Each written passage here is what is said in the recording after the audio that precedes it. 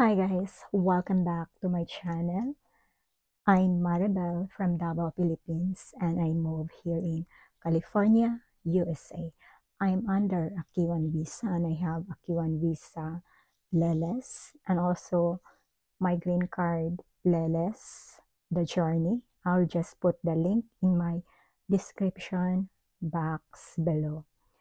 So for today's video, it's just a quick video that USCIS remind me for my petition to remove condition for my green card. So without a further ado, let's get started. I miss doing a vlog. Yes. Last year I was so busy, and since I'm about to start my petition to remove condition for my green card, so I'm back to share with you my processing.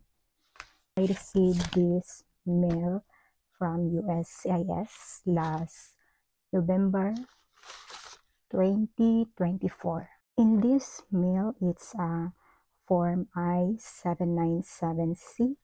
It's a notice of action, and they have this notice type reminder to file Form I-751.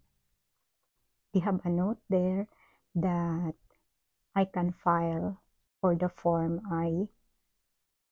I-751 in the 90-day period before the expiration of my 2 years conditional green card. My green card will be expired this coming March 11, 2025. So I need to file the Form I-751.